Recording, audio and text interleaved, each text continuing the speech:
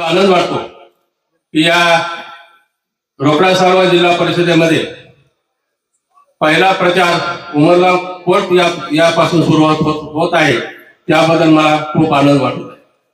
ज्यावेळेस जिल्हा परिषदेच्या निवडणुकीचं आरक्षण जाहीर झालं त्यावेळेस रोकडा सारगाव पुन्हा एकदा आरक्षण एसटीसाठी सुटलं आणि मलाही स्वप्न पडू लागले।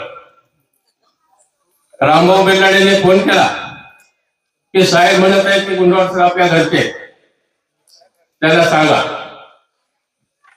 आणि मग मी गावकऱ्याशी आजूबाजूच्या मित्राशी चर्चा केली आणि मी फक्त फोनवर भेटी गाठी घेतल्या आणि पुन्हा निवडणूक लांबणीवर पडली आणि योगायोगाने उमरस बोरीच्या कार्यक्रमाच्या निमित्तानं आदरणीय मध्य साहेब, डॉक्टर साहेब आणि आमचे नेते पाटील साहेबांचा फोटो आणि घुमट सरांचा फोटो मला व्हॉट्सअपवर दिसला आणि आमच्या मित्राचे फोन यायला लागले। आणि कसं झालं मी सांगितलं, आपलं तिकीट फिक्स आहे, घाबरायची गरज नाही। साहेबांनी शब्द दिलेला आहे आणि आपण साहेबांच्या पाठीमागे राहायचं। त्यांनी कुणाला काय तिकीट देणार, आपण त्यांचं काम करायचं। आणि फॉर्म भरायची तारीख जवळ आली, घुमटवाड सरांचा फोन आला, कसं करायचं बघूच म्हणलं आपण करू। आणि मग फॉर्म भरायची तारीख आल्यानंतर साहेबांनी बोलावलं, आमचे व्यंकट सर, नामदेव पाटील, राजू देशमुख, प्रल्हाद पाटील, गोविंदराव दगडे आम्ही चर्चा केली साहेबांशी। आणि मग साहेबांनी म्हटलं सर कसं करायचं, इलेक्शन तर आपलं नाही। आणि मला जे आमदारकीचं इलेक्शन मी जवळून पाहिलेलं, एवढा उत्साह होता, एवढा जोश होता, 100% आपली सीट लागणार असं वाटलं। तसंच मलाही वाटायला लागलं। गावातील लोक प्रत्येक जण म्हणाले साहेब जागा सुटली का, पाहुणे म्हणाले जागा सुटली का, जिल्हा परिषदेचे शिक्षक म्हणाले जागा सुटली का, शिवाय शिक्षकांचे फोन यायला जागा सुटली का। त्याला एकच शब्द दिला साहेब, रोकडा सारगाव मतदारसंघामध्ये मला जागा नाही सुटली तरी चालेल, परंतु साहेबांनी मला त्यांच्या राज्यामध्ये 100% जागा दिलेली आहे। मी ठामपणे त्याशी सांगितलं आणि मी 100% तुमच्या पाठीमागे राहणार। त्याशी सांगितलं तिकीट मिळेल न मिळेल, हा अशाच प्रकारचा आशीर्वाद आपण माझ्या कुटुंबावर ठेवावा, या गावकऱ्यावर आशीर्वाद ठेवावा। रोकडा सारगाव मतदारसंघात तुमचा बालेकिल्ला आहे, त्याच आशीर्वाद होतो मी। परंतु काही कारणास्तव माझी परिस्थिती नाजूक असल्यामुळं मी माघार घेतलेले। 2-4 दिवस मला खूप त्रास झाला, सगळे पाहुण्याच्या गाड्या दररोज घरी यायला लागल्या। आता कसं करायचं, मी काहीच करणार नाही, जिथं आहे तिथंच राहणार।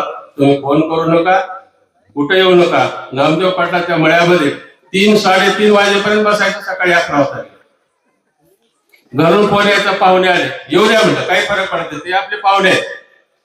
आणि म्हणून एक ठामपणे निर्णय घेतला की आपण साहेबांच्या आणि घुमट सरांच्या पाठीमागे राहायचा।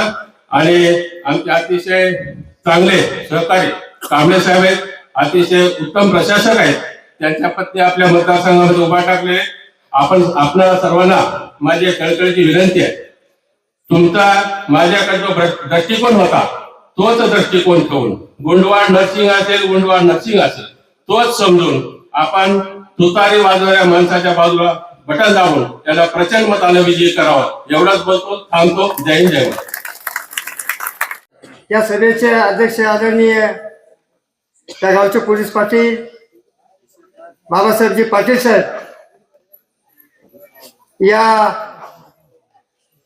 आपल्या सर्वांचे हृदयस्थान व महाराष्ट्राचे माजी राज्यमंत्री आदरणीय विनायकरावजी पाटील साहेब, काँग्रेस पक्षाचे तालुका अध्यक्ष चंद्रकांतजी मध्य साहेब, तसेच त्यांच्यासोबत आलेले मुलुक मैदानी तोप आदरणीय डॉक्टर कदम साहेब, या जिल्हा परिषद मतदारसंघाचे आमचे उमेदवार घुमटवाड सर आणि या गणाच्या हिप्परगाव पंचायत समिती गणाच्या आमच्या ताई मीनाक्षी ताई राजेंद्र कांबळे, मित्र, गेल्या पंचायत समितीच्या निवडणुकीमध्ये या ठिकाणी मी उमेदवार म्हणून या मतदारसंघामध्ये निवडणूक लढली आहे. आपण सर्वांनी मला प्रेम दिलं, परंतु कोणतीही निवडणूक म्हणली की उमेदवार एक हरतो, एक विजय होतो. परंतु विजय करीत असताना आपण कुणाला विजय करायचंय आणि कुणाला नाही विजय करायचा, आपल्या हातामध्ये ते डॉक्टर बाबासाहेब आंबेडकरांनी मताचा अधिकार दिला. त्या मताचा उपयोग, ते मताचा अधिकार योग्य पद्धतीने झाला पाहिजे होता असं माझं वैयक्तिक मत आहे. ज्या माणसाला तुम्ही निवडून दिलं पंचायत समिती गणामधून, तो माणूस या इथला गोरगरीब, इथला शेतकरी, इथला अल्पसंख्याक या माणसाचे काम करण्यासाठी या इथला प्रतिनिधी आपण निवडून देतो. परंतु आपण अशा माणसाला निवडून दिलं, एकदा निवडून दिलं तर 5 वर्ष आपल्याकडे आला की नाही की कुणाला मतदारसंघ पंचायत समितीचा लेटर टॅक्स सुद्धा पाहायला मिळाला की नाही. अशा माणसाला तुम्ही इथला प्रतिनिधी केलं आणि त्याचा पश्चाताप तुम्हाला 5 वर्ष झाला. आपण विकासापासून 5 वर्ष वंचित राहिला, हा माझा आरोप आहे. आता आपण हे उमेदवार बघा, मीनाक्षाताई राजेंद्र कांबळे, हा आरक्षण पडल्यामुळे आमच्या ताई, आमच्या भगिनी इथं उमेदवार म्हणून आल्यात. यांचे मालक विकास अधिकारी म्हणून आहेत, यांना विकासाची पूर्ण माहिती आहे. आणि म्हणून असं मला ठामपणे सांगायचं, एक झालेली चूक पुन्हा पुन्हा तुम्ही करू नका. मला सांगा, इथं येणारा माणूस डायरेक्ट अहमदपूरला येतो आणि पंचायत समितीला जे जे काम असते तिथं हा माणूस, त्यांचे आमच्या ताईचे पती तिथं असतात आणि ताई तिथं उपस्थित असतात. तुम्हाला अडचण कुठेही येणार नाही. आणि एक जर चूक केली तरी पुन्हा तुम्हाला हुडकीत सुरूला जावं लागणार आहे, त्या माणसाला जावं लागणार आहे. पुन्हा ती चूक करायची का नाही करायची आपल्याला ते ठरवायचं आहे.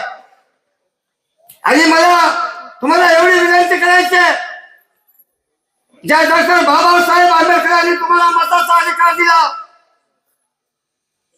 आज या ठिकाणी या मतदारसंघामध्ये काय धुमाकूळ चालू झालंय. इथली काँग्रेस पार्टी असू, इथली राष्ट्रवादी काँग्रेस पार्टी असू द्या, इथली बीजेपी असू द्या, हे वेगवेगळ्या हातात गेल्या निवडणुकीमध्ये वेगवेगळे लढले. आणि ज्यावेळेस कार्यकर्त्याची निवडणूक आली त्यावेळेस ही अचानकपणे 2-1 झाली. कारण ह्याला दिसू लागलं या ठिकाणी विनायक पाटलांच्या मागे सामान्यातला सामान्य माणूस सर्व या मतदारसंघामध्ये उभा टाकणार आहे आणि जिल्हा परिषद आणि पंचायत समिती निवडून येणार आहे. आपण दोघं एक झाल्याशिवाय हे विनायक पाटलाचे माणसं जिल्हा परिषदला होणार नाही. यांनी खात्री करून यांची युक्ती कशी काय झाली यांना विचारला सवाल पाहिजे. यांची युक्ती स्वतःच पोरग उभा करण्यासाठी झाली, यांची युक्ती स्वतःची भावजा उभा करण्यासाठी झाली, यांची युक्ती स्वतःची पत्नी उभा करण्यासाठी झाली. वेगवेगळ्या माणसाही ही युक्ती झाली, फक्त घराण्याची निर्माण करण्याची युक्ती झाली. मग मला सांगा, इथला भारतीय जनता पक्षाचा कार्यकर्ता असू द्या, इथला राष्ट्रवादी काँग्रेस पक्षाचा कार्यकर्ता असू द्या, आपण यांचे आमदारकीलाही झेंडे यांचे घेऊन फिरायचे, जिल्हा परिषदलाही झेंडे यांचे घेऊन फिरायचे. मग आमच्यासारख्या कार्यकर्त्याला न्याय कधी मिळणार आहे आणि कधी तुम्ही न्याय देणार आहात. म्हणून माझी कार्यकर्त्याला विनंती आहे, ही वेळ बार येणार नाही, येऊ शकत नाही. तुम्ही यांना या येणाऱ्या 7 तारखेला या मतदारसंघामध्ये या ठिकाणी पंचायत समिती आणि जिल्हा परिषदच्या माध्यमातून या ठिकाणी मताच्या स्वरूपामध्ये यांना धडा दाखवून देण्याची वेळ आता येणाऱ्या 7 तारखेला आहे. कारण ते सांगतात की आम्ही विकास करतो. विकास कशाचा करता तुम्ही? विकास फक्त तुम्ही घरच्या आणि घरच्या माणसाचा विकास करता, कार्यकर्त्याचा कुणाचा विकास करत नाही. मी होतो या ठिकाणी अनेक वेळेस गावाला येत होतो, गावाला जात होतो आणि त्यांच्या बाजूने होतो. माझा थोडासा मताने पराभव झाला, परंतु साहेब एखादी गोष्ट मतदाराची चुकत असते, अशावेळी माणसाने मतदान देत असतात. परंतु आता ती वेळ निघून गेली. माणसं तपासून, माणसं निरीक्षण करून, कशाला न बळी पडता, कशाची अपेक्षा न करता, जो 5 वर्ष माणूस आपल्या कामाला येणार आहे, जो 5 वर्ष आपल्या मतदारसंघामध्ये कोणताही माणूस गेला तर त्याचं लेटर टाळ आपल्याला मिळणार आहे. अशाच माणसाला आपल्याला निवडून द्यावं लागेल. एकदा निवडून दिला तो माणूस मुंबईला गेला, आता दुसऱ्या निवडून जायची वेळ तुम्हाला येत असेल तर शिवला जावं लागत असेल. यावेळेस तुम्हाला कोणत्याही माणसाला आमच्या मीनाक्षी ताईला जर निवडून दिलात तर कोणत्याही कामाला तुम्ही पत्र मागितलं, कोणत्याही कामाची जर शिफारस मागितली आणि विकासाचा दृष्टिकोनाचा खर्च करा, ज्या विकासाचा आर्थिक जर मांडायचा असेल तर हे मांडू शकतात. आणि म्हणून अशा माणसाला यावेळेस आपल्याला निवडून देणं गरजेचं आहे. हे निवडणूक आता हे सामान्याची निवडणूक आहे आणि नेतृत्व सगळे माणसं, सगळे पुढारी करा आणि एक शिवाजी महाराजांसारखा नेता विनायक पाटील आपल्या समोर, आपले सर्व मावळे त्यांच्या खंबीर पाठीशी उभी राहून हे निवडणूक आपण जिंकावी, जिंकून द्यावी एवढीच अपेक्षा करतो. आणि माझ्या बौद्ध बांधवाला एवढी विनंती करतो, ते बौद्ध बांधव आमचे हुशार आहेत, त्यांनी माझ्या वेळेस पाठीशी होते आणि याही पुढे राहणार आहेत. ज्या डॉक्टर बाबासाहेब आंबेडकरांनी संविधान दिलं त्या संविधानाच्या विरोधामध्ये इथल्या माणसाने जे गरज वकायला चालू केलं, संविधान बदलायची भाषा करत असेल, त्या संविधान बदलणाऱ्या माणसाला, त्या उभा केलेल्या उमेदवाराला आपण मतदान देणार आहेत का? ते सांगते आम्ही संविधानाच्या विरोधामध्ये नाहीत. अरे विरोधामध्ये नाहीत, भारतीय जनता पार्टी ठामपणे सांगते की आम्ही संविधान बदलतो, आम्हाला संविधान मान्य नाही. आणि हे राष्ट्रवादी काँग्रेस पक्ष ही त्यांच्या खुबऱ्या घेऊन त्यांच्या पिल्लू म्हणून इथला राष्ट्रवादी काँग्रेस पक्ष त्यांच्या सोबत आहे. म्हणून माझी विनंती आहे या ठिकाणी की आमच्या बौद्ध बांधवांना, सगळ्या शेतकऱ्या गोरगरीब माणसांना विनंती आहे की आपण येणाऱ्या 7 तारखेला माणूस वाजवणाऱ्या तुतारीवर मतदान करावं आणि घड्याळीवर अजिबात करणे तो भारतीय जनता पार्टीचा पिल्लू आहे. एवढंच माझी विनंती करून 2 शब्द संपवतो. जय भीम, जय भारत. नाही, ही कार्यकर्त्याची निवडणूक आहे. यातून कार्यकर्ता घडला पाहिजे आणि ग्रामीण भागाचा विकास हा चांगला झाला पाहिजे. या ग्रामीण भागाच्या विकासासाठी सत्तेचं विकेंद्रीकरण व्हावं, सत्ता एखाद्या कुटुंबात असं जमा होऊ नये, यासाठी ही निवडणूक विनायकराव पाटलांनी हातावर घेतलेली आहे. कारण ह्या महाविकास आघाडीच्या माध्यमातून मला सांगायचं आहे का हो, पाटील साहेबांच्या घरातलं कोणी थांबलं का? अहो आपण बघतो, अहो मंत्री, त्यांचा मुलगा, अहो प्रदेशाचे प्रवक्ते, त्यांची भावजय, असे सगळे व्यक्ती आपल्या कुटुंबासाठी ही निवडणूक लढवित आहेत. आणि पाटील साहेब सर्वसामान्य माणसाच्या, जनमानसाचा आवाज बुलंद करण्यासाठी या ठिकाणी हे निवडणूक लढवित आहेत. खरं तर या सर्वांनी जाणलं पाहिजे किंवा या निवडणुकीत आपल्याला कशासाठी मतदान करायचे.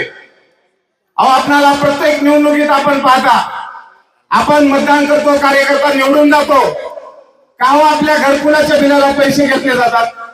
कशासाठी? कारण काय आहे त्या बिलाच्या पैसे घेण्याचं? ही कुठं पैसे जाते? विहीर मंजूर करायला कुणाला फुकट विहीर आले का? मला सांगा इथल्या एवढ्या माणसाने. विहिरीला 15,000 रुपये साहेब रेट ठरलेला आहे. गोट्यासाठी 10,000 रुपये. ही कशासाठी? अहो तुम्ही निर्मळ मनानं मतदान करा आणि आपला नेता निवडा. ग्रामीण भागाचा विकास हा तुमच्या हातात येईल. 1 रुपयाही कुणाला द्यायची गरज नाही. आणि येणाऱ्या काळात महाविकास आघाडीच्या हातात सत्ता 1000% जाणार आहे. कारण की जिल्ह्यात बोलबाला आहे. लातूरहून तिकडून अमित भैया आणि इकडून विनायकराव पाटील साहेब जिल्ह्याचं नेतृत्व करत आहेत. संबंध जिल्हा याने पेंडून काढलेला आहे. कशासाठी? तर आपल्या सर्व कार्यकर्त्यांना या ठिकाणी स्वाभिमान मिळावा, लोकांना न्याय मिळावा.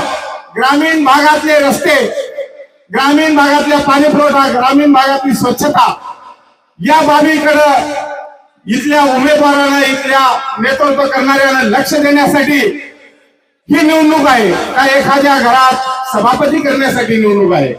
आपण विचार करण्याची वेळ आहे.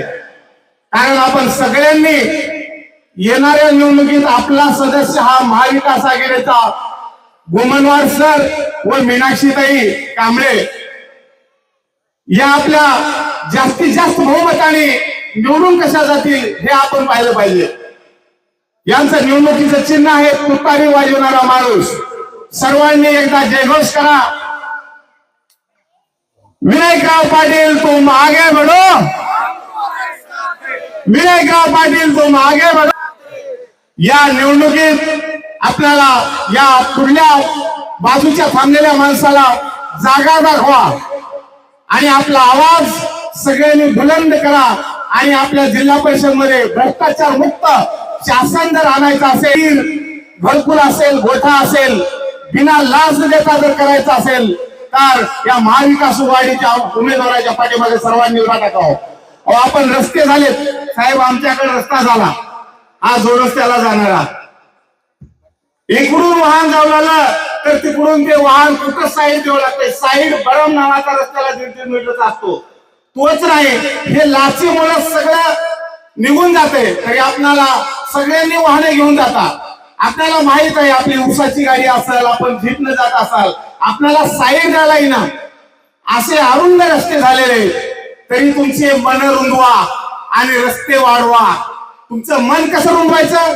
महाविकास आघाडीच्या पाठीमागं कुणाचीही लाच घेऊ नका. आणि डॉक्टर बाबासाहेब आंबेडकरांना दिलेला आपल्याला मताचा अधिकार मोठ्यांना बी तोच आहे आणि गरिबांना बी तोच आहे. हा अधिकार आपण सक्षमपणे बजावा आणि येणाऱ्या निवडणुकीच्या या मतदानाच्या पेटीतून आपला उंबरगा कोर्ट व परिसरातील 10 गावातून तुतारी वाजवणाऱ्या माणसाच्या पाठीमागे आपण सर्वांनी पाठीमागे राहावं आणि सगळ्यांनी जास्तीत जास्त आपल्या आजूबाजूच्या लोकांना सांगावं, बाबा रे तुला पुढल्या काळात घरकुल येणार आहे. घरकुलाचं बिल रेकॉर्डिंग करण्यासाठी कुण्या इंजिनियरला, मंजुरीसाठी कुणाला पैसे द्यायची गरज नाही. खरंच अशा माणसाला आपल्याला निवडून द्यायचं आहे असं सगळ्यांनी विचार करा. सगळ्यांना सांगा आजूबाजूच्याला, हो आपल्याला ही निवडणूक तुमची आमची आहे. गोमनवार सर एक प्रातिनिधिक माणूस आहे, मीनाक्षीताई एक प्रातिनिधिक आहे, पण हे सज्जन माणसाची निवडणूक आहे. सज्जन माणसाला तुम्ही स्टेजवर बघा, सगळी सज्जन माणसं येतो. विधानसभेत साहेब हारले, साहेब कशात हारले आपल्यालाही माहित आहे. आपण मतदान दिलं पण मतदान कुठे गेलं की हे कुणालाही माहित नाही. काय मतचोरी म्हणते, काय ईव्हीएम म्हणते, का कशाच्या माध्यमातून आपल्या मनातले साहेब निवडून यायचे, तिसरेच माणसं निवडून आले. अहो कालच्या विधानसभेत जातीपातीचं लागलं, कोण जातीचं घेतंय, कोण कशाचं घेतंय, कोण पैशाचं घेतंय. पण तुमचं आमचं नातं हे साहेबाबरोबर असलेलं हे घनिष्ठ नातं आहे आणि हे घनिष्ठ नातं सगळ्यांनी या जिल्हा परिषद मध्ये दाखवा आणि आपल्या माणसाला, हक्काच्या माणसाला, स्वाभिमान देणाऱ्या माणसाला आपण सर्वांनी निवडून द्यावं. एवढंच बोलून मी माझे 2 शब्द संपवतो. जय हिंद, जय महाराष्ट्र. महाराष्ट्राचे लोकप्रिय दिवंगत उपमुख्यमंत्री अजितदादा पवार यांना व्यासपीठातर्फे आपल्या सर्वांतर्फे श्रद्धांजली अर्पण करतो. रोकडा सावरगाव जिल्हा परिषद गटाचे उमेदवार विठ्ठलराव ज्ञानोबा घुमनवाड, काजळी परगा पंचायत समिती गणाच्या उमेदवार मीनाक्षीताई राजेंद्र कांबळे या उमेदवाराच्या प्रचारासाठी आपण इथं जमलेलो आहोत. या सभेसाठी आपल्याला भेटण्यासाठी उपस्थित असलेले महाविकास आघाडीचे नेते माजी मंत्री विनायकरावजी पाटील साहेब, कार्यक्रमाचे अध्यक्ष बाबासाहेब तात्या, आमचे मित्र चंद्रकांतजी मध्ये साहेब, जंगापल्ली मामा, गोपीनाथराव, आमचे मित्र हेमंत काका माकणे, गावातील सगळ्याचेच, परिसरातील सगळ्याचीच नावं घेता येतील, पण ज्यांचं नाव घेतलं त्यांच्याबद्दल नाही, पण एखाद्याचं चुकून राहिलं तर ते फार अवघड होत आहे. त्याच्यामुळं परिसरातील सर्वच प्रतिष्ठित वडीलधारी मंडळी, तरुण मित्रांनो आणि माझ्या माता भगिनींनो, उपस्थित पत्रकार बांधवांनो,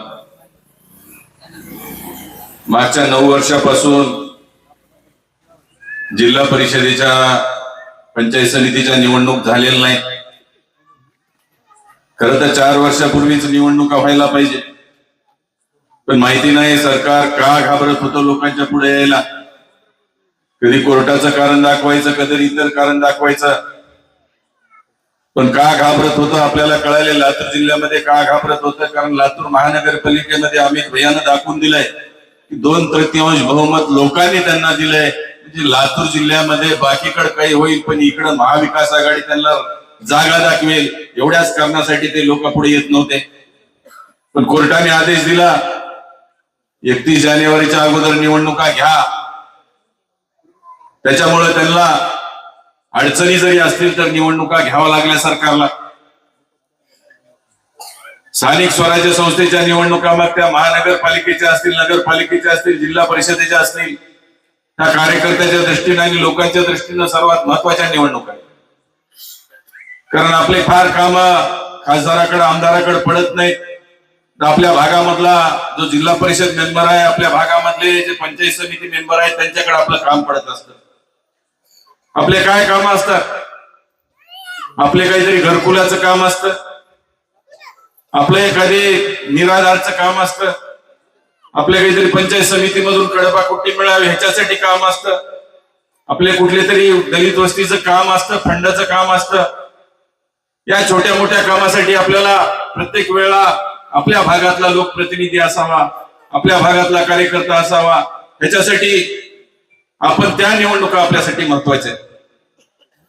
जेव्हा निवडणुका जाहीर झाल्या, आम्ही कार्यकर्त्याला शोधत होतो.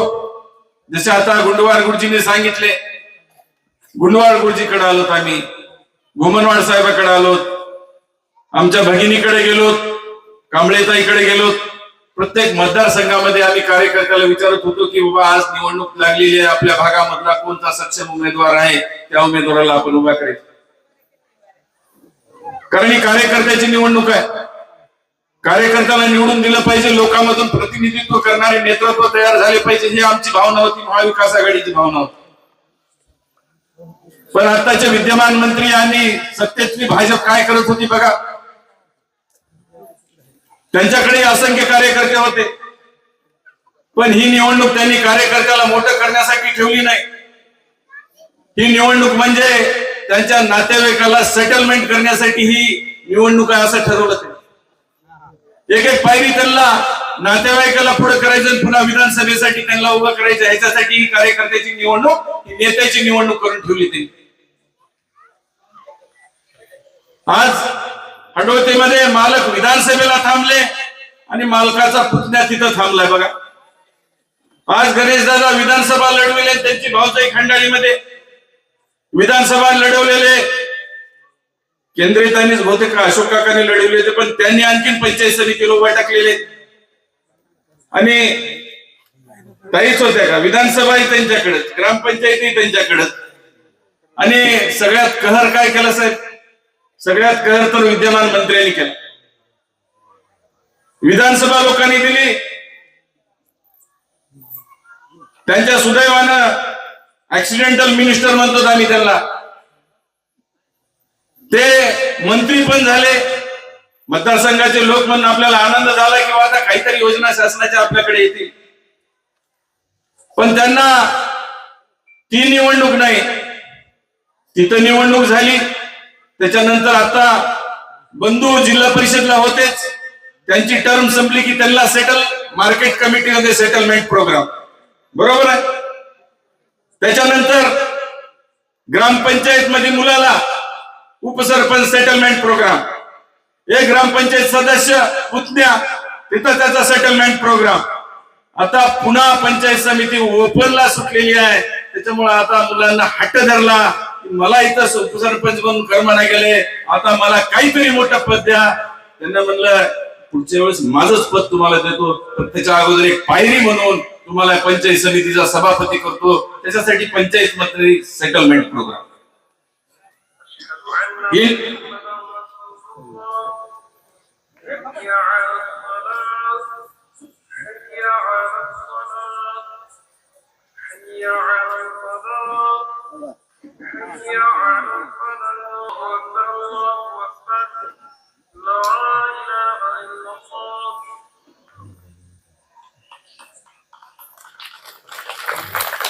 म्हणजे ही निवडणूक नेते विरुद्ध कार्यकर्ते सामान्य लोक अशी निवडणूक झाली.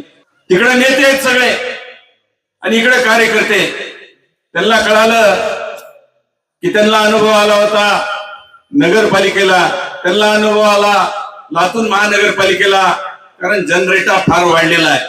त्याच्यामुळे आपण एकटे लढलो तर आपल्या नातेवाईकाला निवडून आणू शकत नाही. त्याच्यामुळे त्यांनी सेटलमेंट केली आणि भारतीय जनता पार्टी आणि मंत्र्याची राष्ट्रवादी एकत्र आली आणि आता निवडणूक लढवते. प्रत्येक जागी सेक्युलर लोकांना कसा त्रास होईल असं मंत्र्यांनी आतापर्यंत काम केलेलं आहे. अहमदपूरची तुम्ही नगरपालिका बघू शकता. हे झालं त्यांचे उमेदवार. ठीक आहे, अहमदपूर तालुक्यातलं तुम्हाला दुसरीकडे जास्त सांगत नाही. आपल्या भागातले उमेदवार घ्या तुम्ही, आमचे उमेदवार बघा आणि त्यांचे उमेदवार बघा. त्यांच्या उमेदवार काय नाव आता येताना बघितलं साहेब आपण, अश्विनी तुम्ही म्हणलं होतं, अश्विनी नाही ते अश्विन आहे. आपल्याला वाटलं लेडीज दिले का की जेंट्सच्या जागेवर. अश्विन नागराळे. तुम्ही सांगा आता, हे नाव ओळखिणारे माणसाची तर ओळखच जाऊ द्या. उमेदवार कळवान 1000 रुपये मिळवा ही मी सांगतो आता पत्रकार बांधवांना. उमेदवार कळवान 1000 रुपये. तुम्ही सांगा तुम्हाला त्याची ओळख आहे का त्या उमेदवाराची. आज आम्ही इथं जाहीर सभेत सांगतो, त्यांनी मतदारसंघामधल्या 50 माणसाचे नाव सांगावे. आम्ही इथून आमच्या उमेदवाराची उमेदवारी घेऊ का? 50 जाऊ द्या, 10 माणसाचे त्यांनी नाव सांगावं, नंबर सांगावं.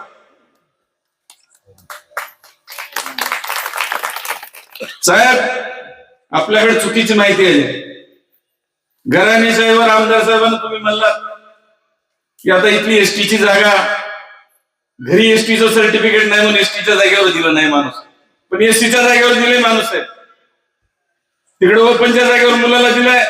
एसटीचा मुलगा जरी नसला तर कर्मचारी घरगडी दिल्या ते घरचाच माणूस आहे. सकाळी काय करू म्हणून वाड्यावर जाऊन विचारून यायचं, पुण्या लोकांना शिफारस पत्र देऊ, कारण तो कर्मचारी. आमचे उमेदवार बघा, कुटुंब टाका विठ्ठलराव. आपल्या भागामध्ये नोकरी केलेली आहे, लिंगदाळला नोकरी केलेली आहे. त्यामुळे तुम्ही उभे टाका, आणखी नाही तुमची तारीख करायला. लिंगदाळला केलेली आहे, घोटाळ्याला केलेली आहे, रोकडा सावरगावला केलेली आहे, कोळवाडीचं सासरवाडी तिथे केलेली आहे, फलसंड्याला केलेली आहे. तलाठी म्हणून त्यांनी नोकरी केलेली आहे, मंडळ अधिकारी म्हणून नोकरी केलेली आहे. नोकरी केली, नोकरीच्या बाबतीत फार चांगले अनुभव असतात असंही म्हणत नाही. पण रतन पाटील ह्या माणसानं उद्या नोकरीमध्ये 5 रुपये जरी घेतले असं कुणी आरोप केला, आम्ही 100% त्यांची उमेदवारी मागत. अशील लागतंय, खानदानी लागतंय. ज्ञानोबा घुमनवाड गुरुजीचं पिल्लू आहे. 2 वर्ष 2 टर्म त्यांनी प्रतिनिधित्व केलेलं आहे जिल्हा परिषदचं. आणि आदरणीय विलासरावजी देशमुख साहेबांनी, दिलीपरावजी देशमुख साहेबांच्या नेतृत्वामध्ये आपल्या भागाचं प्रतिनिधित्व करताना त्यांना जिल्हा परिषद अध्यक्ष म्हणून काम करण्याची संधी मिळाली. अत्यंत सज्जन आणि माळकरी घराणा आहे असा उमेदवार दिलेला आहे. त्यांनी रिटायर झाले. आता शासनानं विहित नियमाप्रमाणे 58 वर्षाचं, पण ते आम्हाला दिसून आलं की तरुण आहेत आणखी. त्यांना म्हणलं की आता प्रशासनाच्या माध्यमातून नाही, आता प्रशासन हाताखाली घ्यायचं आणि तुम्ही नेतृत्व करायचं, त्याच्यासाठी त्यांना उमेदवारी दिलेली आहे. आमच्या उमेदवार बघा, मीनाक्षीताई राजेंद्र कांबळे, ग्रामसेवक म्हणून त्यांचे पती आपल्या भागामध्ये काम करतात. आता तुमचे ग्रामपंचायतला, पंचायत समितीला काम जेव्हा पडतात तर अश्विनरावला कुठं हुडकाव, त्याचा नंबर सापडत नाही. उद्या तिथले पंचायत समितीचा गडीवर गेला पाटलाच्या, तिथं उमेदवार कुठे हुडकावा. कामं पडणार आहेत आपल्याला एखादी शिलाई मशीन घेण्यासाठी, कामं पडणार आहेत विहिरीच्या अनुदानासाठी, त्यावेळेस आपल्याला पडून राहते तो तहसील मध्ये. आता बहुतेक एप्रिलमध्ये कांबळे साहेब रिटायर, त्याच्यामुळे तुम्हाला कंटाळा येईपर्यंत तुमच्या घरापर्यंत येणारे उमेदवार तुम्हाला दिलेले. आणि शेवटी लगाम तर योगा पट्ट्याकडे आहेच ते. काही जरी कामळ मंगळ करले विनायकराव पाटील, तुम्ही सांगा साहेबाला तिकडे शिरूरच्या कुणाची फोन करायची हिंमत आहे का? मी येतो. काय फोन आला माहित आहे? आता रेकॉर्डिंग आहे, मी तुम्हाला सांगतो, मी काही खोटं बोलत नाही. साहेब मी खडं टाकायला खंडाळून फोन होता, खडं टाकायला माझी लाईट बंद पडल्या, त्याला लाईट मॅनला सांगा. साहेब मला कोण आहे लाईटचा माणूस? नाही मला माहित नाही, तुम्ही सांगा. तुम्हाला कशाला आम्ही मत देतो? एवढ्या अधिकारांना मतदान. हे तर आता 8च्या पहिलेचे फोन आहेत, 8च्या नंतरचे तर मी तुम्हाला सांगत नाही. कुठं कुठं बसून फोन करतात, कारण हा आपल्या घरचा माणूस आहे, ही त्यांना शाश्वती आहे. त्याच्यामुळं एवढा सोपा माणूस असताना अवघड माणसाच्या भानगडीत कशाला पडायचं? मग हे उमेदवार त्यांना माहिती नव्हते काय? म्हणजे अपरिचित उमेदवार आहे. तिकडे कांदोरीमध्ये असाच अपरिचित उमेदवार दिलेला, इतर रोकडा सावरगावमध्ये मंत्री साहेबांनी अपरिचित उमेदवार दिलेले. त्यांना माहिती होतं हे अपरिचित आहे, पण कशामुळे त्यांनी दिले उमेदवार? त्यांना माहिती झालेलं आहे की आता परिचयाचं कामाचं काही नाही, पैसे फेकले की आपल्याला मतदान मिळतंय. त्यांना एक आता गॅरंटी आलेली आहे, विश्वास आलेला, कारण त्यांच्या निवडणुकीमध्ये त्यांनी ते केलेलं आहे. त्यांना माहिती आहे हा प्रचार आम्ही यायचा, आमचे कामं सांगायची, आमच्या सर्वसामान्य माणसाचा प्रचार आहे. त्यांचा सर्वसामान्य माणसाचा प्रचार नाही, त्यांचा शेवटच्या 2 दिवसातला प्रचार आहे. शेवटच्या 2 दिवसामध्ये त्यांचे कारखान्यावरचे कर्मचारी येतील, त्यांचे गुरुजी येतील, बँकेतले कर्मचारी येतील आणि तुम्हाला खरेदी करतील असा त्यांना विश्वास आहे. पण त्यांना सांगायचंय आता, इतके दिवस काय झाला मला माहिती नाही, पण आता त्या उमेदवाराच्या मागे हा पैसेवाला बाबासाहेब पाटील असेल, पण आमच्या सोबत हे सर्वसामान्य बाबासाहेब पाटील आमच्या सोबत आहे. ते आपले अध्यक्ष असले उंबर घ्यायचे. शिवाजीराव त्यांना सांगायचंय त्या उमेदवाराच्या माग पैसेवाला बाबासाहेब पाटील असेल, पण आमच्या माग संविधानकार, घटनाकार डॉक्टर बाबासाहेब आंबेडकरांचा विचार आहे. त्यांचे नातू बाळासाहेब आंबेडकर आमच्या बरोबर आहेत, सुजात आंबेडकर आमच्या बरोबर आहेत, वंचित आमच्या बरोबर आहे. नुसतं वंचित आम्ही इथं स्टेजवर नाव घेत नाही, आम्ही उमेदवार तशा दिलेल्या आहेत. आंबेडकरी चळवळीतल्या आज आमच्या भगिनी आहेत, त्यांना उमेदवारी दिलेली आहे, घरगाड्याला उमेदवारी आम्ही दिलेली नाही. ओपनच्या जागेवर लोकांनी कोण आहे म्हटलं तरी विश्वास कांबळेला ओपनच्या जागेवर आम्ही दुर्दैवाने त्यांची उमेदवारी पुन्हा टेक्निकल गोष्टीमुळे त्यांनी म्हणतात अधिकाऱ्यांनी कटविली, तशा पद्धतीने मंत्र्याच्या दबावाखाली त्यांची उमेदवारी कटलेली आहे. त्यांना वंचितला त्यांचा हिस्सा मिळू द्यायचा नाही, हे त्यांचं धोरण आहे. त्यामुळे वंचित आम्ही फक्त ह्याच्यामध्ये नावामध्ये घेत नाहीत, वंचित हे विचारामध्ये आमच्या. त्याच्यामुळे आता आमच्याकडे वंचित दयानंदराव शिरूरवाले झाले चिंतित, आणि जी थोडी भाजप होती ती झाली आता किंचित. खर तर भारतीय जनता पार्टी व देशामध्ये सत्तेवर आहे, महाराष्ट्रामध्ये सत्तेवर आहे, पण आम्हाला दुःख होत आहे ह्या बत्त्या तरंगातली खर तर क्लेम त्यांचा होता.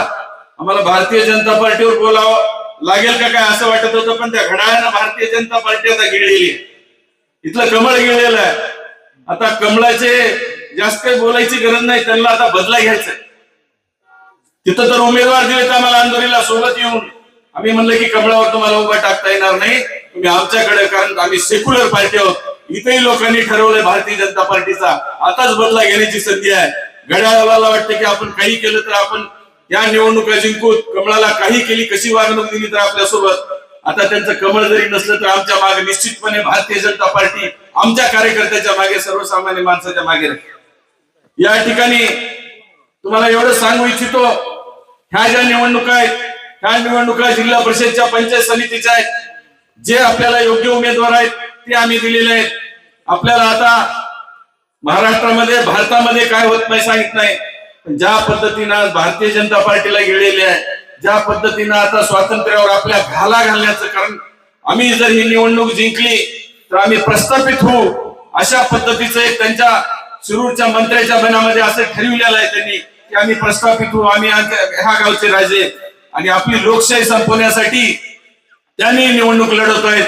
आणि पुढच्या काळामध्ये आपल्याला आपल्यामध्ये लोकशाही ठेवायची असेल तर फक्त हा माणूस आपल्यासोबत थांबलेला आहे एवढंच ठेवावं लागेल. त्यांच्या हाताला ताकद द्यावी लागेल. त्या उमेदवाराला प्रचंड मताने निवडून द्यावं लागेल. एवढंच या ठिकाणी तुम्हाला हात जोडून विनंती करतो आणि थांबतो. जय हिंद, जय महाराष्ट्र.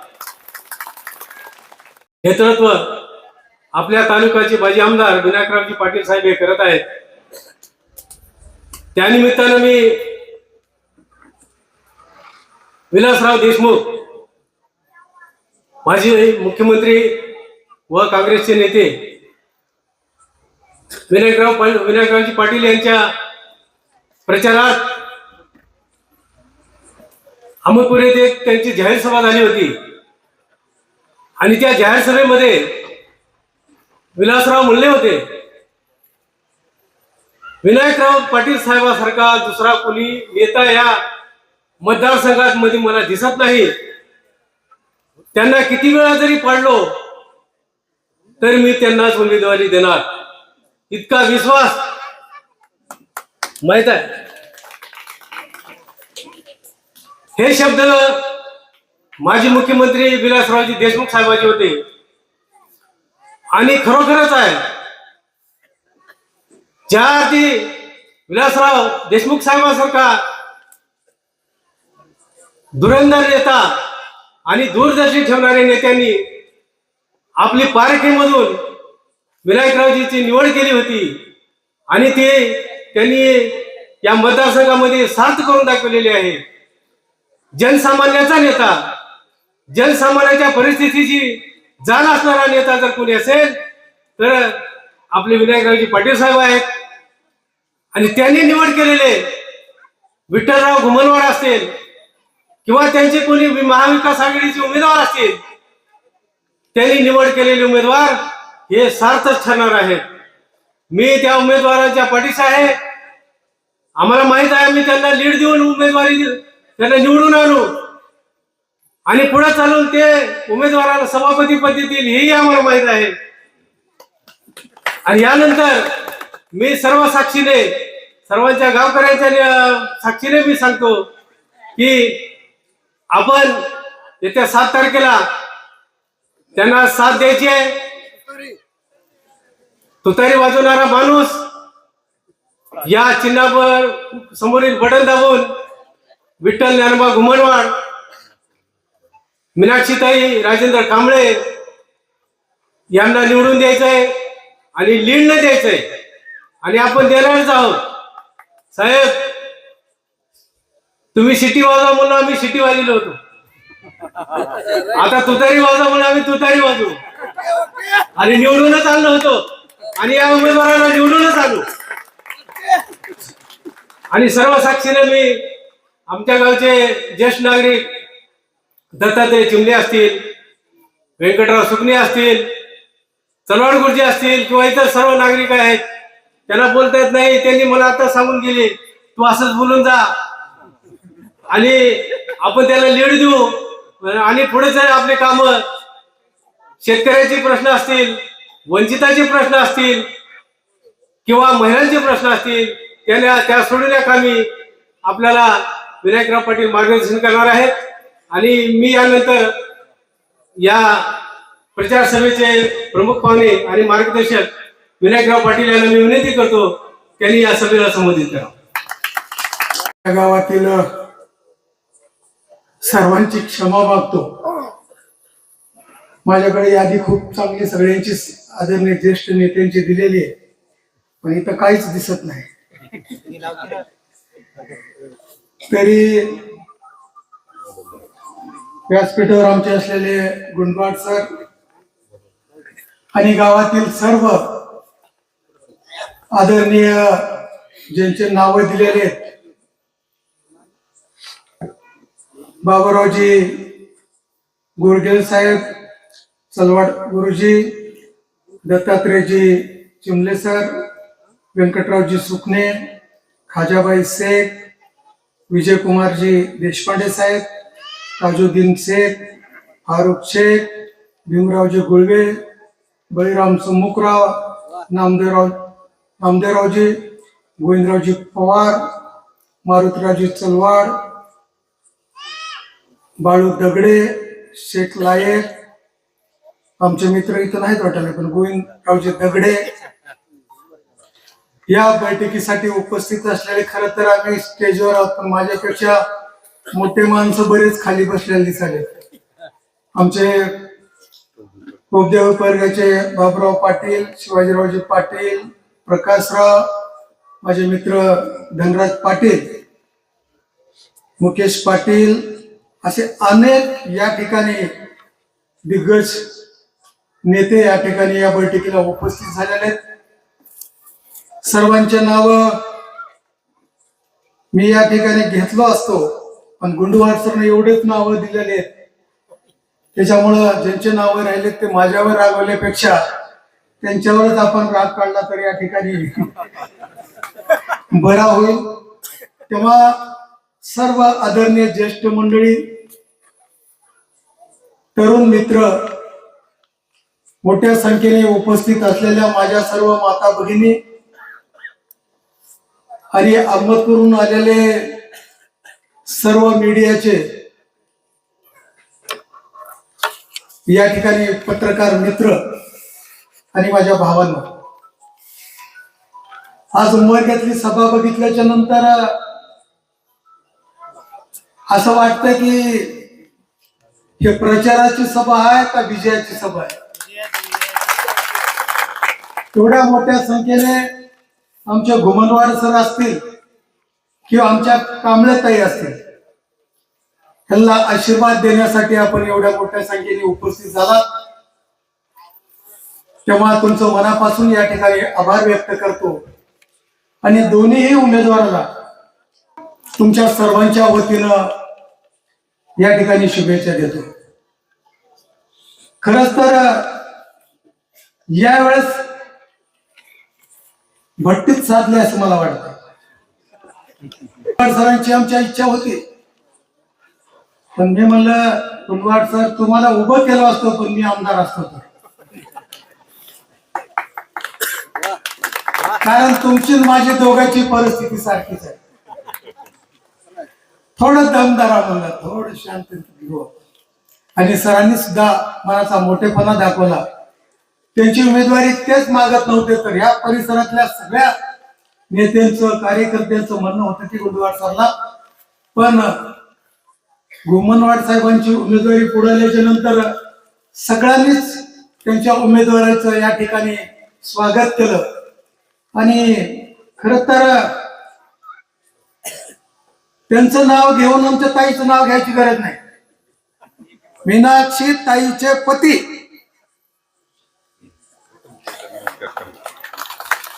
राजेंद्र कांबळे अशा अत्यंत चांगले, आणि आत्ताच आता आमच्या सरांनी सांगितल्यासारखं रोकडा सावरगाव हे मतदारसंघ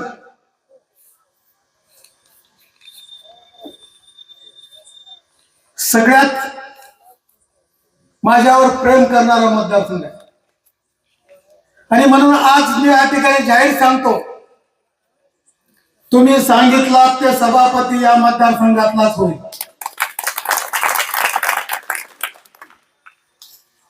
सांगा पुढच्या की सभापती तुमचा कोण होणार आहे. आता आमच्या सावरगावचे देवादादाला उभं केले. बसा, देवादादाला मी म्हणालो,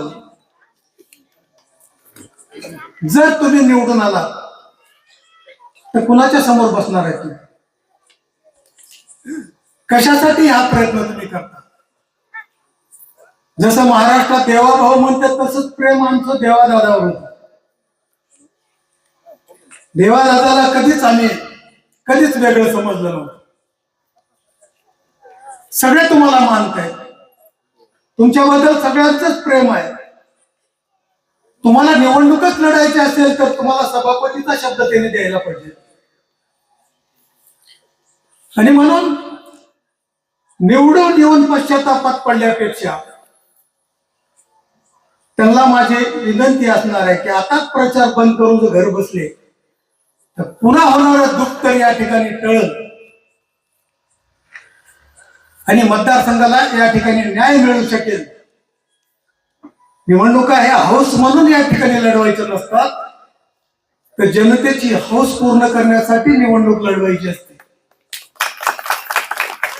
जिल्हा परिषदेची निवडणूक, पंचायत समितीच्या निवडणुका हे सर्वसामान्य माणसांना या ठिकाणी न्याय देण्याच्यासाठीच्या निवडणुका असतात. माझी या मतदारसंघातली जिल्हा परिषदेची निवडणूक मला आठवते. त्यावेळेस त्यांच्या विरोधात कोणीच निवडणूक लढावं अशी परिस्थिती नव्हती. मग मी म्हणलं, मी येतो, म्हणलं काय होईल ते होईल. सावरगाव मतदारसंघामध्ये उभं टाकलो. जर बापूसाहेब काळदाते साहेबांची जर सभा झाली नसती तर कदाचित मी निवडून गेलो असतो. त्यांची सभा झाली आणि रोकडा सावरगावला प्रचंड असा जनसमुदाय त्या ठिकाणी लोटला आणि त्यांच्याकडे तर दुसरं काहीच नाही. आता डॉक्टर साहेबांनी, चंद्रकांत मध्ये साहेबांनी सांगितल्यासारखं पंचायत समितीचे काय योजना आहेत हे लोकांना सांगायची गरज नाही. जिल्हा परिषद मध्ये आम्ही जाऊन काय करणार आहेत हे लोकांना सांगायची गरज नाही. फक्त आणि फक्त लोकांना आता त्यांच्या प्रचारामध्ये सुद्धा सांगू लागले. अगोदर 5 तारखेचं भाषण होतं कोणाचं, तर 5 तारखेपर्यंत आम्ही तुम्हाला काहीच कमी पडू देत नाही. आता 7 तारीख झाली पण आता ह्यांची दमछाक खोलले 2 दिवस वाढल्यामुळे. 7 तारखेच्या नंतर पुन्हा तेच, तुम्ही का आम्हाला फुकट मतदान दिलं, तुम्हाला आम्ही पैसे दिले म्हणून तुम्ही आम्हाला मतदान दिले, आम्ही एखादी कोटी खर्च केले. माझी आपल्या सर्वांना विनंती आहे, हे आले कुठून? कोटी, लाख, हे पैसे कुठून आले ह्याचा विचार आपण करण्याची आवश्यकता. तुम्ही जर आमदार केलं नसतं, तुम्ही जर मंत्री केलं नसतं, तुम्ही जर राजकारणात एवढं मोठं केलं नसतं, याही पलीकडे जाऊन तुम्हाला सांगतो, 99ला तुम्ही निवडून दिला म्हणून जर कारखाना उभं केला नसता तर त्यांची काय अवस्था राहिली असती, याही बाबतीत आपण विचार करण्याची आवश्यकता आहे. आमच्या भैयानी पत्र दिलंय, ऊसाचा भाव कुणी विचारलं, सुतगिरणीचे शेअर्स कुणी आतापर्यंत विचारलं, आणि तेच जर माझ्यासारख्यांनी, चंद्रकांत सारख्यांनी, डॉक्टर साहेबांसारख्यांनी कोणी शेअर्स जमा केले असते, आल्याबरोबर तर 2-3 उठून आले असते. अगोदर शेअर्स कुठे सांगा, सुतगिरणीचे, सुतगिरणी कुठं आहे सांगा, आणि मग भाषण करा म्हणलं असतं. असंच बोललो असतो ना. त्यांना कोण विचारतंय का? कुठे शेअर्स विचारत नाही, कुठं आहे सुतगिरणी विचारत नाही, ऊसाचा भाव विचारत नाही, आमचा ऊस न्या म्हणून सुद्धा सांगू शकत नाही. आपल्या भागातले ऊस उभे आहेत आणि बाकीच्या ठिकाणचे ऊस कमी भावामध्ये मिळते. खरं तर ह्यांचा मांजरा परिवारापेक्षा 500 रुपये भाव कमी, आणि ह्या भावापेक्षा आणखीन कमी भावा जिथून ऊस या ठिकाणी मिळते तिथला ऊस या ठिकाणी आणून कारखाना चालवण्याला आपण कधी विचारणार का नाही? तुम्हालाही माहिती आहे, मलाही माहिती आहे, आपण बोलू शकत नाही. पण एक हत्यार आपल्याकडे डॉक्टर बाबासाहेब आंबेडकरांनी या ठिकाणी दिलेलं आहे. त्या हत्याराचा वापर जर या सगळ्या गोष्टीचं उत्तर शोधण्यासाठी जर आपण या ठिकाणी वापर केला तर भविष्यामध्ये काही केलं तर लोक आम्हालाच निवडून देते. आणि कसंही वागलो तर आता ते सांगते लोकांना आम्ही रोजगार उपलब्ध करून दिला, कारखाने काढले, डेअरी काढली, डेअरी वाढवली, या सगळ्या गोष्टी आपण जर विचारात घेतल्या का, तुम्ही मला पण 2 वेळेस अपक्ष निवडून दिलेलं होतं. एक वेळेस तर तुमच्या आशीर्वादानं पहिल्याच वेळेस आमदार घालून आदरणीय विलासरावजी देशमुख साहेबांच्या काळामध्ये राज्यमंत्री झालो, राज्यमंत्री म्हणून काम करण्याची संधी मिळाली. काय अवस्था होती आपल्या मतदारसंघाची? कारण वैधानिक विकास मंडळावर मी या ठिकाणी त्यावेळेस सदस्य म्हणून होतो. पूर्ण मराठवाड्याचा अभ्यास ते वैधानिक विकास मंडळ त्या ठिकाणी करत असतात. महाराष्ट्रामध्ये सगळ्यात आपल्या मराठवाड्यामध्ये सगळ्यात जर दुष्काळी तालुका कोणता असेल पाटील साहेब तर पहिला क्रमांक आपला लागत होता. हे सगळे साठवण तलाव असतील, पाझर तलाव असतील, खरंच सांगतो, खोट्याचं सांगत नाही, जोक नाही. 250 पाझर तलाव 5 वर्षामध्ये निर्माण करणं शेतकऱ्याचाच मुलगा ते करू शकतंय. 42 साठवण तलाव या मतदारसंघामध्ये उभं करणं ह्या काही सोप्या गोष्टी या ठिकाणी नव्हत्या. एक साठवण तलाव करण्यासाठी त्यांना किती कष्ट लागले होते त्या कोपऱ्यातल्या लोकांना विचारा. 50 चक्रा मारल्या असतील मुंबईच्या आणि किती वर्गणी करून त्या ठिकाणी पैसे खर्च केले हे कोपऱ्यातल्या लोकांना तुम्ही जाऊन या ठिकाणी विचारा. पण कुणाचं पत्र न येता, कुणी मागणी न करता या मतदारसंघामध्ये 42 साठवण तलाव, जवळपास 250 पाझर तलाव 5 वर्षामध्ये उभं करणं आणि ते धूळ खात पडलेला कारखाना आदरणीय किशनरावजी काकाच्या काळामध्ये ते कारखाना उभं करणं एवढ्या सोप्या गोष्टी नव्हत्या. त्यांना माझं जाहीरपणाने या ठिकाणी विनंती आहे, पिठाची गिरणी तरी या मतदारसंघात तुम्ही आणली आहे का कुठली? सांगते की आम्ही हे केलं ते केलं सगळं. हा, संस्था आणल्या त्या शिक्षकाकडून या ठिकाणी प्रचार करून घेण्यासाठी. एवढा उद्योग मला जमला नाही का, मलाही पैसे कमवता आले. नुसतं छोटा काही कार्यकर्ता झाला की आज कुठल्या कुठं चालल्यात हे आपल्याला सर्वांना या ठिकाणी माहिती आहे. 2 वेळेस मी अपक्ष आलो होतो.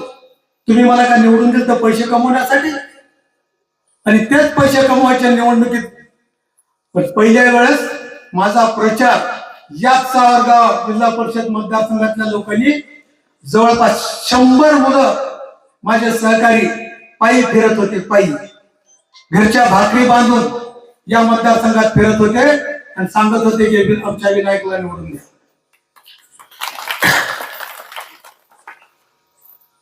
आणि म्हणून कुठं या ठिकाणी त्यावेळेस मला आमदार म्हणून या ठिकाणी काम करण्याची संधी मिळाली.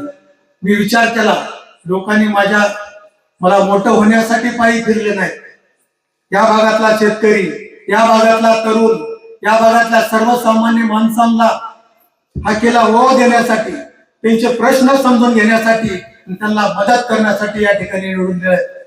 कालच्या सभेमध्ये मी सांगितलं, एकाही निवडणुकीमध्ये मी घरचा 1 रुपया खर्च केलेला नाही. पण ह्याच्यानंतर पैसे असतील तरच मी उभा टाकणार आहे, त्याच्याशिवाय या मतदारसंघामध्ये मी उभं टाकणार नाही. जर कुणाला वाटलं की आता आमच्या मित्रांनी सांगितले तर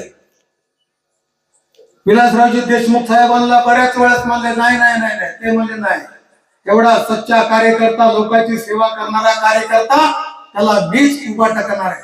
असा कोणी नेता भेटला तर काय सांगतात मामा? पैसेवाला जर कोणी भेटलं म्हणलं नाही आता विनायकराव तुमच्यासाठी वाटेल ते मी पणाला लावतो आणि मग ह्यांची दाखवतो. पैशाच्या जोरावरच जर निवडणुका लढवायच्या असतील आणि लोकांना जर पैसे देऊन देऊन किती जण त्यांच्याकडे काही घरचे पैसे नाहीत, सगळ्या योजनेचा बट्ट्या बोळ करून, खरं तर पंचायत समितीची निवडणूक हे सर्वसामान्य कार्यकर्त्याला न्याय देण्यासाठीची निवडणूक आहे. जिल्हा परिषदेच्या योजना, ह्या योजनाच आपण समजून घेतल्या पाहिजेत. काहीच नाही आमदाराच्या हातात खुळखुळा आहे. जिल्हा परिषद आणि पंचायत समिती ताब्यात आल्याच्या नंतर काय होऊ शकतंय तर 14ला फक्त पंचायत समिती आणि जिल्हा परिषदच्याच लोकांनी मला त्यावेळेस या ठिकाणी आमदार केलेला होता. सगळ्या योजना त्यांच्या हातात आहेत आणि प्रामाणिकपणानं जर या ठिकाणी काम त्या लोकांनी केलं तर नेता घडवण्याच्यासाठी सगळ्यात मोठं साध्य आहे. सगळ्या कुठली योजना घ्या, वॉटर सप्लाय जिल्हा परिषद, आपल्या इथल्या शाळेच्या इमारती असतील, शिक्षक असतील जिल्हा परिषदच्या माध्यमातून, आरोग्याच्या योजना जिल्हा परिषदच्या असतील. आज कुठली योजना सांगा, आता तर काय भाव फलकच झालेला आहे. विचारलं पाहिजेत आपण, अधिकाऱ्यावर तर कुणाचाच वचक नाही, कारण हे सगळे पैसे आता खरं तर घुमनवार साहेब तुम्ही सांगायला पाहिजे. अनुभव तुमचा. पण तुमच्या काळात नव्हतं वाटत, आता झालं जास्त. हे आता जे पालकमंत्री झालेले आहेत, जिल्हा परिषदेच्या किंवा जिल्हा अधिकाऱ्यांच्या महसूल खात्यातल्या सगळ्या अधिकाऱ्याला हातात धरून तुम्ही किती लुटायचे लुटा, आम्हाला 10% मिळाले पाहिजेत प्रत्येक कामातून, ही परिस्थिती निर्माण झालेली आहे. कोणी मग आता घरकुलासाठी पैसे, विहिरीसाठी पैसे, गोट्यासाठी पैसे, असं एक काम कुणी सांगावं की बगैर पैशाचं मी काम या ठिकाणी करून आलो, त्यांना मी या ठिकाणी शाबासकी या ठिकाणी देऊ इच्छितो. एकही काम कुणी सांगा, पैसा आमच्याकडून पैसे मागायची हिंमत झाली अधिकाऱ्याची. ही परिस्थिती कशामुळे निर्माण झाली? आणि मग आता लोकांना वाटायला की आम्हाला सगळीकडेच पैसे द्यावं लागलेत, मग आम्ही का पैसे घेऊन देत मतदानासाठी? पण माझी आपल्या सर्वांना विनंती आहे की आपण कुठंतरी आपल्याला एवढं मोठं शस्त्र, एवढा मोठा अधिकार या घटनेनं, संविधानानं आपल्याला दिलेला आहे. तुमच्या एका मतामुळं या देशाचा पंतप्रधान होतो, या राज्याचा मुख्यमंत्री होऊ शकतोय, या विधानसभेचा आमदार होऊ शकतोय, लोकसभेचा खासदार होऊ शकतोय, जिल्हा परिषदचा सदस्य होऊ शकतोय, आमची ताई पंचायत समितीची सदस्य होऊ शकते. आणि जर 500,000 रुपयावर जर तुम्ही 5 वर्षाचा जर या ठिकाणी नोकर मालक करत असाल, तर त्या तुमच्या मतदान देण्याच्या आणि संविधानाने तुम्हाला मतदान दिलं त्याचा कुठलाच या ठिकाणी अधिकारी या ठिकाणी असू शकणार नाही. का? आता आम्ही ही निवडणूक लढवायची तर कशा लढवायची? काय चूक केली आहे का आम्ही? का आम्ही आता बुलढाणा जेवढं कम आमच्यासाठी ठेवलेली कुंजी पूजी ती विकून निवडणुका लढवायच्या? का आता आमच्या किडण्या विकून निवडणुका लढवायच्या? त्यांच्याकडे तर भरमसाठ आता काय ठेवायला जागा नाही अशी परिस्थिती आहे. पूर्वी गाडी नाही येत होती, आता रेल्वेने पैसे येऊ लागले अशी परिस्थिती आहे.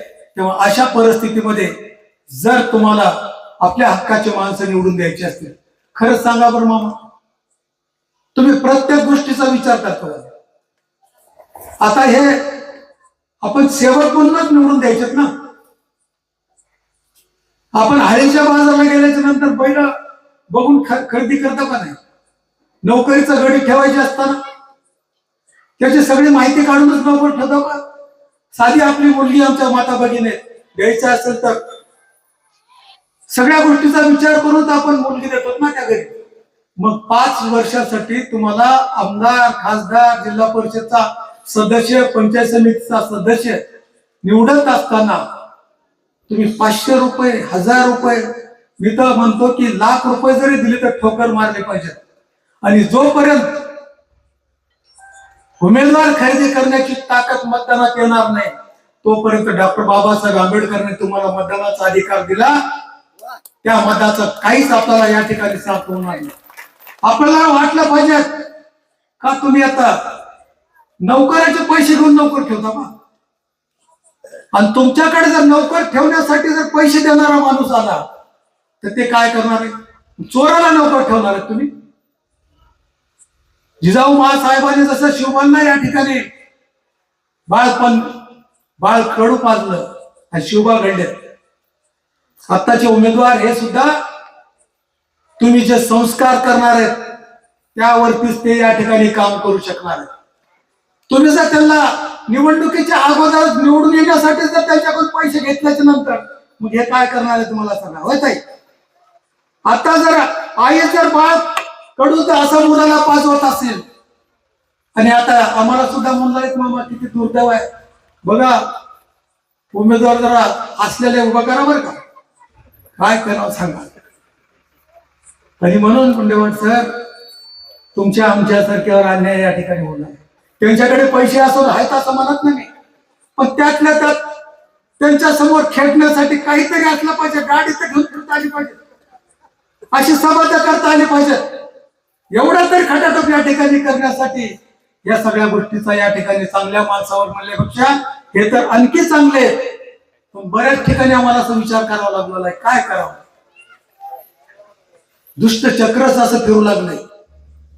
भविष्यामध्ये आता तर ठीक आहे, आता तुम्हाला पैसे मिळाले महापालिकेमध्ये आपण बघितलं असतं, ऐकलं असतं, बिनविरोध देण्यासाठी 5-5 कोटी रुपये देऊ लागले. किती?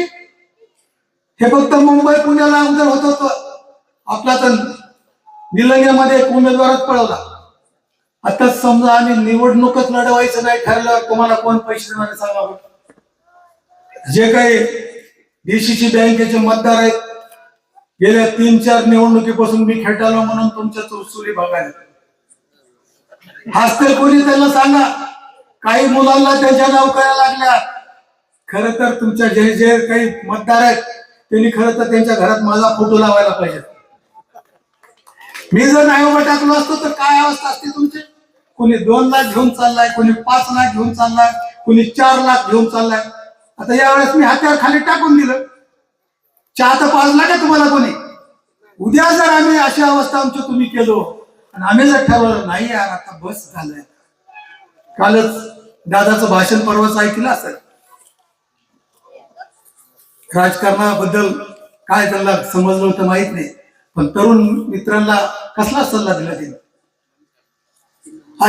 अशी परिस्थिती आता प्रत्येकाची जर झाली, आताच डॉक्टर साहेबांनी सांगितल्यासारखं हे असे माणसं घडणं फार म्हणजे अजितदादासारखा माणूस आज आपल्यात नाही. खरं तर आम्ही 2 दिवस आणि आज पण आमची इच्छा नव्हती. वाटत होतं की नाही यार आता आपण काय म्हणजे एवढं मोठं या महाराष्ट्राचं या ठिकाणी एक नेता आपण या ठिकाणी गमावलेला आहे. पण आता आम्ही विचार केला की आता वहिनीच 3ऱ्या दिवशी जाऊन तिथं शपथविधी घेत आहेत, मग आपण मतदारांना सांगायला काय हरकत आहे? म्हणून आम्ही या ठिकाणी एवढ्या दुःखातून सुद्धा आपल्या समोर येऊन या ठिकाणी आमची भूमिका मांडण्यासाठी आम्ही आलेलो आहोत. आता माझे हात जोडून आपल्या सर्वांना विनंती असणार आहे की तुम्हाला आता आम्ही विधानसभेच्या वेळेस मी खूप असं होऊ दिलो काय वेळेस, यावेळेस 100% महाविकास आघाडीचे उमेदवार. वंचितच्या बाबतीत आम्ही सांगितलं बाबा भैया म्हणलं बाकी कुठं काय करायचे करा, पण इथं सगळे तुमच्या जीवावर आम्ही निवडणूक लढवू लागले. ह्या सगळ्यात महाशक्तीच्या विरोधामध्ये तुम्ही सगळ्यांनी आम्हाला सहकार्य केलो तरच आम्ही या ठिकाणी टिकणार आहेत. आणि म्हणून तुम्ही मनाचा मोठेपणा दाखवला आणि मग काँग्रेस, उद्धव साहेबांची सेना, वंचित आघाडी, पवार साहेबांची राष्ट्रवादी हे सगळे एकत्रित करून आणि सगळ्यांचे आता खरं तर भारतीय जनता पक्षाच्या लोकांचे सुद्धा मी या ठिकाणी आभार मानणार आहे. त्यांना या गोष्टी खूप पटलेल्या नाही. ह्याच मतदारसंघामध्ये नाही तर सगळ्या मतदारसंघामध्ये ज्यांनी आपण महापालिकेची निवडणूक सुद्धा ज्या भारतीय जनता पक्षाला जी वेळ आली, जे निष्ठावन जे 25 वर्षापासून भारतीय जनता पक्षाचं काम करते त्या सगळ्या कार्यकर्त्याला बाजूला सारून भारतीय जनता पक्ष म्हणजे आता आयाराम गयारामचा पक्ष झालाय. काय नाही, त्या पक्षाची विचारधारा, त्या पक्षाचं जे काही आजपर्यंत सांगत होते काय ठेवलं नाही या लोकांनी. आज फक्त मग ते कसा कासत नाही, त्याच्याकडून काही मिळते का? आता इकडे उमेदवारी आम्ही घुमनवाड साहेब, तिकडे अशी नाही प्रथा, उमेदवारी घ्यायसाठी पैसे द्यावे लागतात. असं सोपं नाही तिथं. ते दिला का तुम्ही आम्हाला? हा, अशी परिस्थिती आहे. इकडे काय रात्रंदिवस तुमच्यासाठी आम्ही फिरता बी, सगळं आम्ही करता. तिकडे असा नाही खेळ. आमची उमेदवारी घ्यायची असेल तर आता इथं जर कुणी असेल तर लातूर मध्ये मी चुकीचं बोलत नाही, सगळ्यांच्या समोर जाहीर सांगालो किती पैसे जमा केले आणि कुठे नेऊन ठेवले इथपर्यंत सुद्धा आकडे या ठिकाणी बाहेर आलेले आहेत. असा जर पक्ष चालत असेल, अशी कार्यकर्त्याची जर या ठिकाणी अवस्था करत असतील तर प्रत्येकाला वाटतं का आपल्या मतदारसंघामध्ये कार्यकर्ते नाहीत का? अरे तुमची दिल्लीपासून गल्लीपर्यंत सत्ता आहे तर कार्यकर्त्याच्या पाठीमागे उभं करा ना. त्या कार्यकर्त्याला बळ द्या.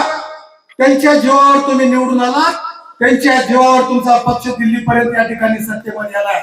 अशा वेळेस त्या कार्यकर्त्याला हिंमत देण्याचं, त्याच्या पाठीमाग उभं राहण्याचं या ठिकाणी आपण कुठंतरी या ठिकाणी दाखवलं पाहिजे. पण ते तुमच्यात नाही, तुमच्यात दानत नाही. सगळे पद तुम्हाला घरात पाहिजेत आणि तुमच्यासाठी लोकांना लाभलं पाहिजे. ही भूमिका या मतदारसंघात चालणार नाही. अशा पद्धतीचा निर्णय सगळ्या पक्षातल्या कार्यकर्त्यांनी घेतला पाहिजे.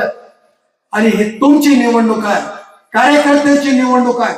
खालच्या निवडणुकीला तुम्ही, वरच्या निवडणुकीला तुम्ही, ही भूमिका आता भविष्यात चालणार नाही. तुमच्या कार्यकर्त्याच्या सोबत मी आहे.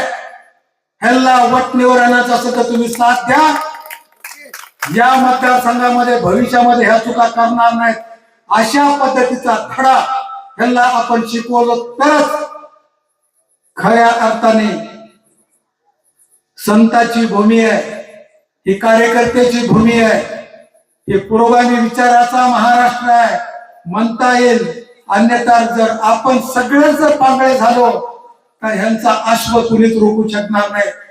रोखायचं असेल तर तुम्ही आम्ही सगळ्यांनी एकत्रित आलं पाहिजे. आता पक्षाचे विचार कोण पुण्या पक्षात आहेच कळत नाही. आमचे तर बरेच रुपये आले, पण जेवढे पळतील तेवढे जमा होत आहेत दुसरे.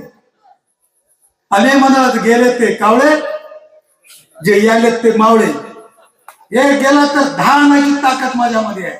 आणि निष्ठावंत कार्यकर्ते आता आपण सुद्धा या ठिकाणी पक्ष पक्ष पक्ष पक्षाचे पक्षी झाले. पक्षाला वाऱ्यावर उडू द्या, आपण जमिनीवर राहू आणि या जनसामान्य माणसाची सेवा करू. सेवा करण्याच्यासाठी काही पैसाच लागते अशी परिस्थिती नाही, सत्ताच लागते अशी परिस्थिती नाही. कुठलाही अधिकारी आपण सांगितलेलं काम ऐकत नाही. फक्त निवडणुकीमध्ये काही अधिकारी फारच अडचणीत आलेले आहेत.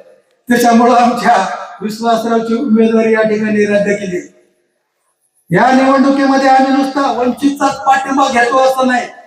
आमच्याकडे जरी आमच्या लाडक्या बहिणी पुरुषाच्या जागेवर सुद्धा आम्ही महिला उभा केलेल्या अंदोरेमध्ये, ओपनच्या जागेवरती आम्ही विश्वास कांबळेला उभं केलेलं होतं. नुसते तुमचे मतं घेऊनच आम्हाला राजकारण करायचं नाही. ज्या ज्या ठिकाणी आपल्याला सगळ्या समाजाला सोबत घेतलं पाहिजे. का अल्पसंख्याकांचा एवढा दोष किती केला अहमदपूरमध्ये? कसलं वातावरण तयार केलं? का त्यांचे मतं घ्यायला तुम्हाला काय म्हणजे? आता जर विश्वासला आम्ही तिथं उभं केलं, आमच्या ताईला उभं, आता ते काय आरक्षणामध्ये उभं टाकलं का? तुम्हाला स्पर्श त्यांना मतदान केल्याच्या नंतर का तुम्हाला विंटाळ होत? त्यांचे मत घेते वेळेस गोड वाटतंय आणि आपलं मत घेते वेळेस सुद्धा आपण त्याच भावनेनं त्याच विचारानं आपण एकत्रित आलो तरच महाविकास आघाडी म्हणून आपल्याला निवडणुका लढवता येतील. आपल्याला सर्व जाती धर्मातल्या लोकांना सोबत या ठिकाणी आपल्याला घेऊन जाता येतील. नाही तर फक्त तुम्ही मतदानच करत राहायचं आणि आम्ही राज्यच चालवत राहायचं. अशा पद्धतीची भूमिका घेऊन छत्रपती शिवरायानं सुद्धा ही भूमिका घेतलेली होती. सर्व जाती धर्मातले मावळे घेऊन स्वराज्याची त्या ठिकाणी स्थापना केली आणि त्याच न्यायानं आजपर्यंत राजा होऊन गेला. ते म्हणतात छत्रपती शिवराया. ते राजे फक्त दुसऱ्यांच्यासाठी लढले आणि आताचे राजे फक्त स्वतःसाठी या ठिकाणी लढतात. हे कुठंतरी आपण विचार करावा. आणि त्याच्यानंतर मला वाटतंय कुणीही कुणाच्याही 5 रुपयाला हात लावावा. काही आपण विकलं तर चालेल, पण मतदान, आता तुम्ही म्हणता हे तत्वज्ञ सांगितल्यावर तुम्हाला मतदान द्यायचं नाही, तसं बी मी म्हणत नाही. पण विचार करून आपण मतदान द्यावं एवढीच आपल्याला कळकळीची विनंती करतो. इथं थांबतो. जय जय महाराष्ट्र. आवाज बहुजनांचा.